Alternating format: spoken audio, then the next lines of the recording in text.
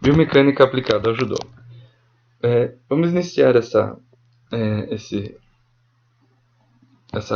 parte, esse conteúdo, com uma frase atribuída ao mestre Jigoro Kano, criador do judô, que diz assim: praticar judô é educar a mente a pensar com velocidade e exatidão, bem como o corpo a obedecer com justeza. O corpo é uma arma, cuja eficiência depende da precisão com que se usa a inteligência. Essa frase vem nos dizer diretamente que o judô, que mestre Jigoro Kano, ele cria o judô, ou ele procura explicar as técnicas do judô e a forma com que elas são aplicadas através de bases científicas. Esta é a ideia. Por quê? Porque a mecânica é um setor, é uma parte, é um dos estudos da física. Então a mecânica, a biomecânica é isso, é a física aplicada à biologia, ao corpo, no caso a cinesiologia, o estudo do movimento. Então é isso que o mestre Jigoro Kano faz. Então da apesar do judô ter sido tirado ou ter sido baseado no jiu-jitsu japonês, a luta dos samurais, cujo conhecimento era empírico e passado de mestre para aluno, sem necessariamente registros escritos e muito menos base científica, o mestre Jigoro Kano, como um estudioso, como um literato, como alguém que buscava explicar os movimentos, buscava explicar as situações envolvidas na aplicação das técnicas, ele passou então a utilizar conceitos da física também para explicar o que acontecia durante um golpe do judô. E para nós, a educação física, isso vem nos dizer diretamente que ao procurar entender como funciona um golpe, qual é a biomecânica daquele golpe, como ele se comporta, quais são as grandezas físicas utilizadas, grandezas e conceitos físicos ou da física utilizado para a aplicação daquele golpe, levando-se em consideração a morfologia, os aspectos motores da modalidade e aspectos técnicos e aspectos motores e morfológicos do atleta, assim nós poderemos ajudar no planejamento de um treinamento específico para determinado atleta para que ele melhore a sua performance e o seu rendimento. Por isso se faz necessário e extremamente importante o estudo, neste caso aqui, da biomecânica, entendermos entender como funciona para cada atleta a mecânica que ele vai utilizar para aplicar determinado golpe, vai contribuir para que ele tenha sucesso no rendimento da modalidade. Ok? Bom, o judô, biomecanicamente falando, se baseia em 4 princípios. O princípio não é uma ordem, tá? Mas ele aqui está listado assim: o princípio do equilíbrio e do desequilíbrio. A ideia do judô é você se manter equilibrado enquanto você desestabiliza o adversário. Porque enquanto você utiliza-se dos fundamentos, como a pegada, essa pegada vai levar a você empurrar ou puxar o teu adversário para as diversas direções que nós já vimos na fundamentação. Essas puxadas que você dá, puxa ou empurra o kimono do adversário, você vai criar nele a condição de desestabilização. Você vai tirar o equilíbrio do adversário, para que você posteriormente possa usar o meio melhor para derrubá-lo. Mas em princípio você precisa desestabilizar o adversário. Não é criar confusão na estabilidade dele e ao mesmo tempo se manter equilibrado para aplicar o teu golpe. Ok? O princípio do momento. Você fez a pegada, está empurrando ou puxando, está criando a instabilidade na base do adversário. Você pode esperar o melhor momento para dar o golpe, ou seja, esperar o momento em que ele vai se colocar numa posição diferente para uma melhor posição para você aplicar o golpe, ou você cria esse momento para aplicar. Ou você espera ele entrar no teu raio de ação, ou você cria o ambiente, a situação, a condição para você aplicar o golpe. Isso depende muito de característica de atleta, da tática que foi estabelecida para aquela luta. Lembrando que a ideia é sempre analisar os adversários para entender como cada adversário se movimenta, qual o seu principal golpe, em que momento da luta ele dá os seus principais golpes, em que momento da luta o adversário é mais ativo, ele é mais passivo. Então esse momento também interfere, também é uma condição para que você possa ter um melhor desempenho na luta. Princípios das alavancas humanas. Então, a partir do momento que você agarra o adversário, você tenta empurrar ou puxar, você espera a situação ou cria o melhor momento para entrar o golpe, esse golpe só será efetivado a partir das alavancas humanas. Ou seja, daquilo que você vai utilizar para mover uma determinada massa, no caso do judô, a fim de derrubá-lo e ganhar pontos. No judô, bom, nós vamos falar isso para frente, mas no judô a gente tem como alavancas o pé, a perna, a mão, o braço, o quadril, ok? E o princípio do máximo contra o mínimo. Essa é uma ideia direta do mestre Jigoro Kano, no qual ele coloca como uma das condições do judô, que é você usar o mínimo de força com o máximo de eficiência. Porque se você obedecer às condições biomecânicas para um golpe, a tendência é que você faça menos força e seja mais eficiente na aplicação daquele golpe. Tá ok? Esse é o grande ideal de se pensar nessa condição de máximo contra o mínimo. Então, o máximo de eficiência com o mínimo de esforço. As pessoas dizem, no judô tem que fazer muita força para derrubar, né? E alguns pseudo-entendidos dizem, não precisa fazer força, só tem que saber aplicar técnica. Na verdade, não. A física explica, a biomecânica vai nos explicar que você precisa, sim, impor um determinado limite de força, mas, em virtude das outras condições biomecânicas que veremos a seguir, você é capaz de derrubar um adversário muito maior, com mais eficiência, usando o mínimo de força.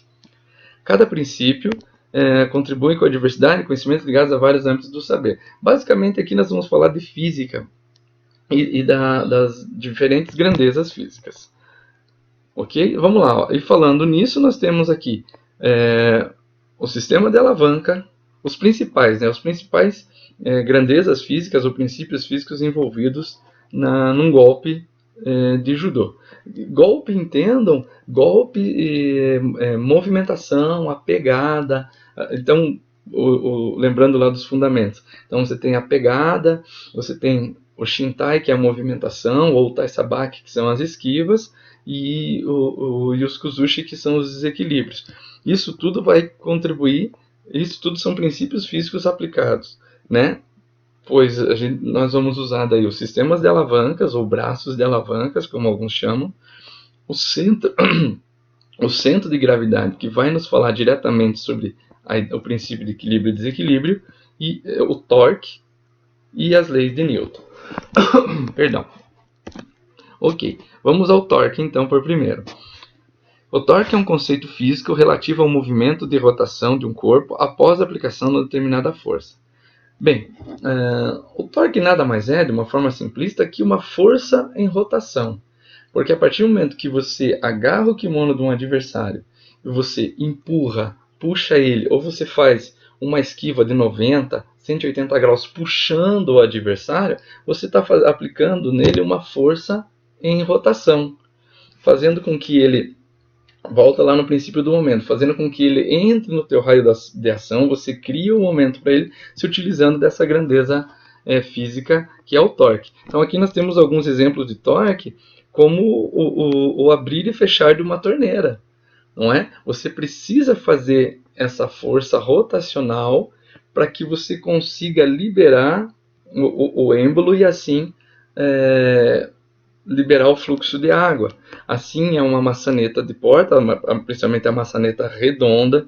Assim é o princípio do funcionamento de uma chave de fenda, uma chave Phillips, ou seja, para que eu possa mover o parafuso, é necessário que eu aplique uma força rotacional usando a chave de fenda. E no judô não é diferente. Aqui nós temos a aplicação do golpe Ogoshi, onde você coloca a tua mão por baixo do braço do teu adversário, segurando ele pela cintura ou agarrando a faixa, aonde você justamente, nós já vamos falar de centro de massa ou centro de gravidade, mas que você vai fazer.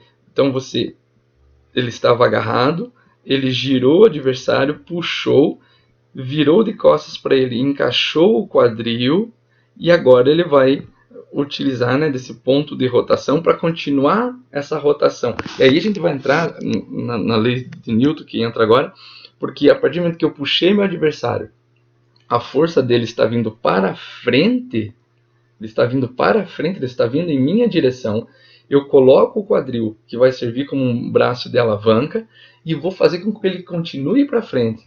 Isso, na verdade, a gente chama de inércia. Não é? A gente já vê isso. Porém, para que isso acontecesse, para que eu conseguisse aproveitar a inércia dele para projetá-lo e assim fazer o ponto, foi necessário utilizar então o torque, essa força em rotação. Aí, é claro, vamos às leis de Newton. Eu estava falando sobre a inércia, então está aqui, ó, a primeira lei de Newton, a tendência de um corpo é permanecer como ele está. Então não importa se o corpo vai estar parado ou se vai estar em movimento. A lei de Newton, a primeira lei de Newton nos diz exatamente isso. O estado daquele corpo, se estiver parado ou em movimento, só será alterado, ele vai ficar nessa posição até que tenha algo que o faça alterar. Então, a partir do momento que, voltando lá naquele slide, que eu usei o torque, rotacionei ele, coloquei ele na posição, ou seja, eu desequilibrei ele, princípio do equilíbrio e desequilíbrio. Encontrei o momento, princípio do momento. Vou usar o quadril como alavanca, considerando que ele estava em movimento e como eu estava puxando ele estava vindo em minha direção. Então, todo o corpo em movimento tende a continuar em movimento até que tenha algo que faça parar, ou seja, isso é a inércia, a primeira lei de Newton. Eu vou utilizar meu quadril como alavanca, aqui como alavanca, e automaticamente eu vou exercer essa força, esse mínimo de força, com máximo de eficiência, para que ele possa ser projetado à frente, aproveitando que ele estava com a massa dele se deslocando para frente, tá certo? Aí vamos entrar na segunda lei de Newton, que é a lei da força, massa vezes aceleração. Aí vai depender de como eu puxei, a velocidade com que eu puxei, a força com que eu fiz, e a massa dele projetando o corpo dele para frente, ocasionando a inércia, e de minha conta, ocasionando a projeção dele para o ponto. Ok? Então, a primeira lei, então, a inércia. A segunda lei eu estava já mencionando, que é o princípio fundamental da dinâmica, descreve a relação entre a força e a massa. Então, a força é igual a massa vezes aceleração. Ou seja, a partir do momento que uma massa se desloca, conforme a velocidade com que ela se desloca, isso eu tenho a força. Então, a minha força vai ser proporcional a essa massa que eu tenho, que eu vou impor rotacionalmente dentro dessa condição de torque. E a velocidade com que eu vou fazer esse movimento também, aproveitando da pegada e empurrando ou puxando o adversário. Ok? E a terceira lei de Newton, a lei de ação e reação. Para toda ação, uma reação de igual e mesma intensidade em sentido contrário. Essa lei principalmente nos remete às quedas, a propriamente o ato da queda, ou o Kemen, que é aquele amortecimento de queda. Então, a partir do momento que agora vamos pensar que você está caindo, você está sendo derrubado. A partir do momento que eu estou sendo derrubado, quando eu cair no chão, por que a gente cai batendo a mão? Por que a gente cai utilizando esse recurso, como vimos na aula prática? Quando eu caio batendo a mão, eu estou proporcionando ao meu corpo uma pequena parcela de amortecimento porque ao cair, toda a força que eu colocar na queda vai voltar inteira para mim.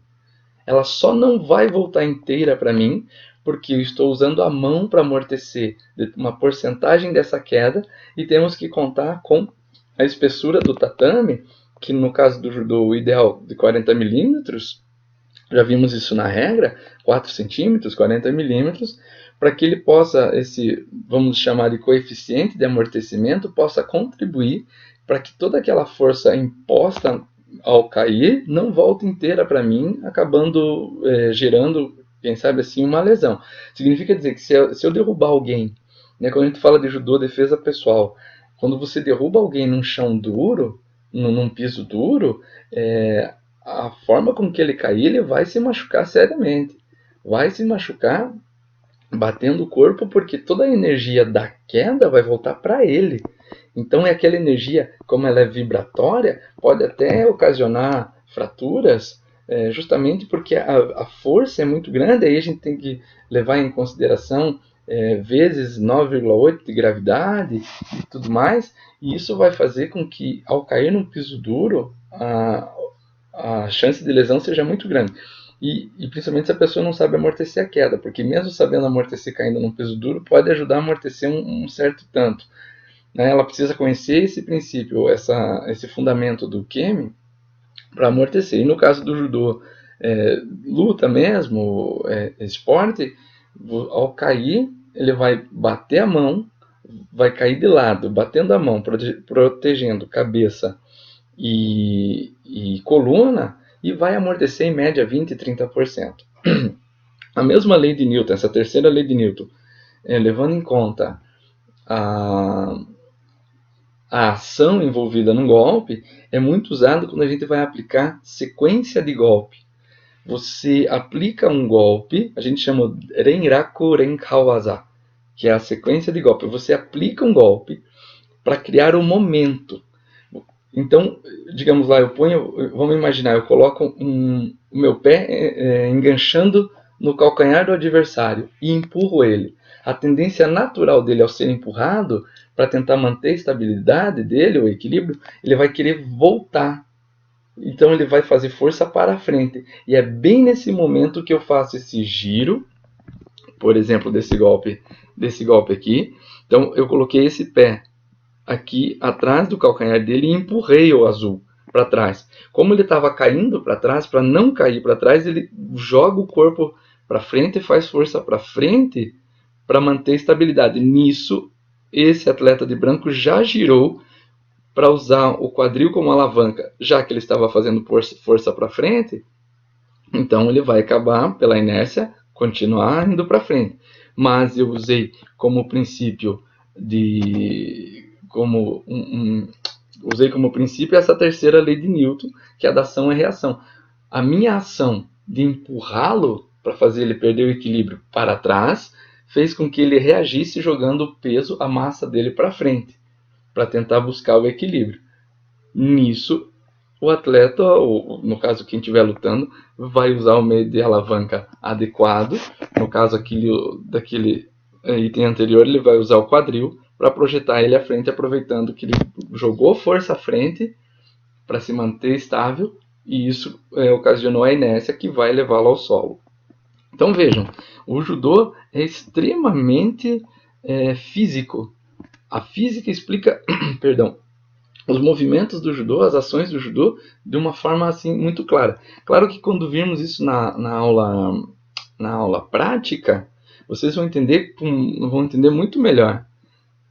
Porém, não é difícil de tentar pensar no judô enquanto física propriamente, né? Aqui a gente tem a ideia do princípio do momento, né? Preparar o oponente para receber a técnica escolhida, puxando ou empurrando. Já mencionei à frente. Aproveitar o desequilíbrio eventual e então aplicar a técnica mais conveniente ou oportuna. Ou seja, gente, a partir do momento que eu faço a pegada no adversário e vou empurrar ou puxá-lo, usando aí o fundamento da pegada e do desequilíbrio do Kuzushi, ou seja, vou tentar desestabilizar ele, tirar o equilíbrio do adversário, eu estou criando o momento. Mas eu também posso, de repente, só fazer a pegada e esperar ele se movimentar. Tem atleta que não para de se mexer, se movimenta demais e não é objetivo.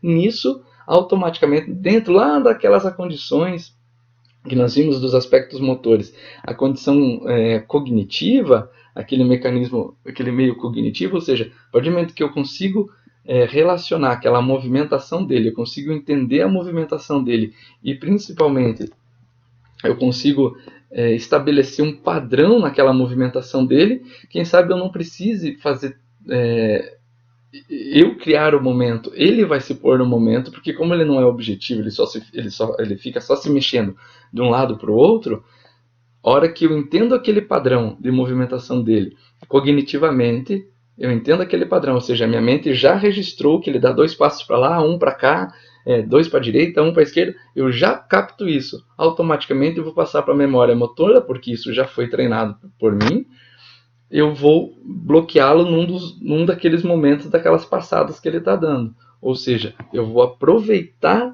o momento que ele está me dando, a oportunidade que ele está me dando para derrubá-lo. Ou, como eu já disse anteriormente, eu vou criar esse momento para que ele possa vir a ser derrubado. Ok?